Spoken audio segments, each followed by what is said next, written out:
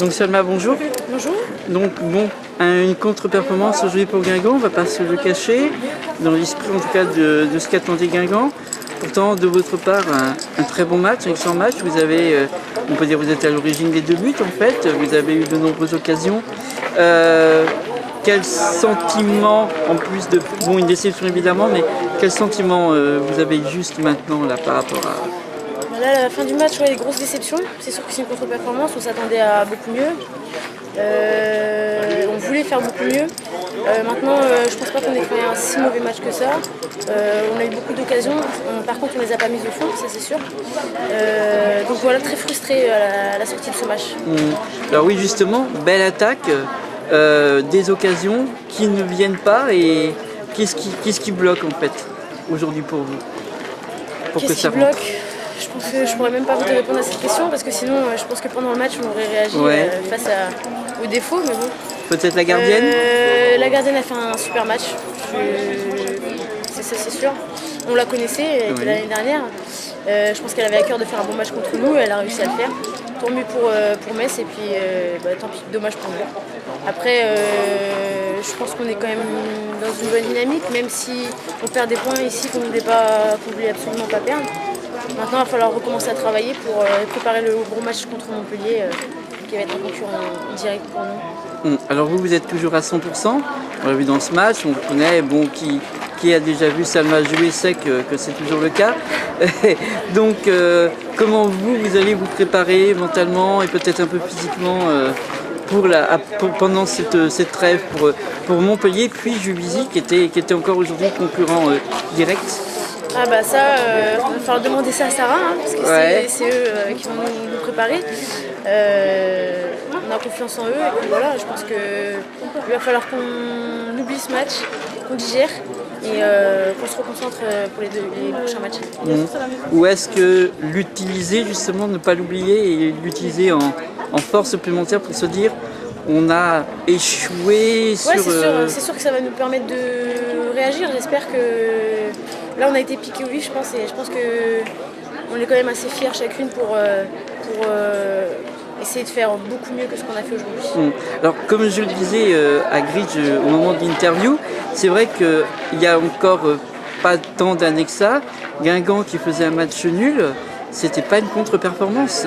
Maintenant, ça l'est.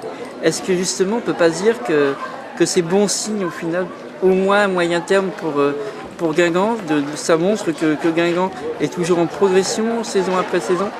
Ah oui, c'est sûr, je pense qu'on est conscient de ça, je pense que tout le monde est conscient de ça.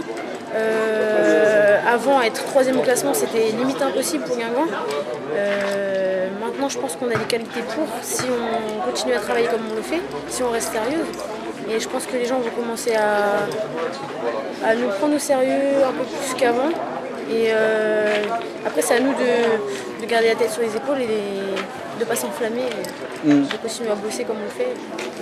Et peut-être de ne pas sous-estimer, peut-être pas exactement le terme, mais de ne pas prendre totalement la mesure d'une équipe comme Metz qui était 8e, qui avait ramassé des gros cartons face à quelques équipes.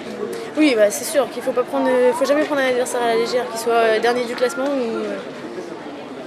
Ça reste un match de foot, tout est possible. La preuve aujourd'hui, on fait un match nul contre une équipe qui était 8e. Je pense que ça va nous servir de leçon. Et je pense que, vu la déception de toutes les filles ce soir, on est consciente de ça et je pense qu'on va savoir réagir face à ça, j'espère. Alors on finira avec un petit mot sur les supporters, supportrices. Très soutenus, hein. On sentait que voilà, pour arriver jusqu'à l'égalisation et même sur la fin de match, pour essayer d'avancer, il y avait vraiment, comme je dis moi toujours, en fait une 12e femme plutôt qu'un 12e homme. Et voilà quoi, surtout que c'était des voix féminines qui soutenaient. Ouais, c'est vrai qu'il y avait pas mal de monde, dont les petits enfants là, qui sont là et qui crient plus fort que les autres. Et franchement, ça fait chaud au cœur et puis c'est surtout que ça nous pousse à nous sur le terrain à nous donner encore plus et à rien lâcher jusqu'à la fin, jusqu'à les dernières minutes. Et je pense qu'on a poussé jusqu'à la fin aussi grâce à eux parce que c'est pas tout le temps le cas dans les stades de matchs féminins d'avoir du monde derrière nous. Et là on sent que les gens sont derrière nous, qui nous poussent et ça fait plaisir. On se dit que ça a pu aider après la fin du match, les visages fermés, un peu défaits pour certaines. de se dire bon, il y a les supporters qui sont là, ils sont extraordinaires. Bon, les supporters de tous les clubs sont extraordinaires, mais là on parle justement des supporters de Guingamp. Il y a eu quand même un grand élan et se dire bon, au moins pour eux, on va essayer de relativiser ça pour l'instant. On va mettre un peu cet orgueil qu'on avait dans notre poche là et en fait. Oui, c'est sûr que quand on voit des petits gamins qui nous attendent avec le grand sourire, nous on est déçus parce qu'on voulait faire mieux. Eux sont contents parce qu'ils ne sont pas forcément conscients de nos objectifs. Après, on est obligé de mettre de côté ça, le temps de passer un petit moment avec eux, discuter avec eux. Et après, bien sûr, une fois qu'on a terminé avec eux, la déception revient toujours. On va y penser encore ce soir et puis demain. On essaiera d'oublier ça. Ouais. En tout cas, merci pour cette interview qui est au-delà de la zone mixte, en fait, même, voilà.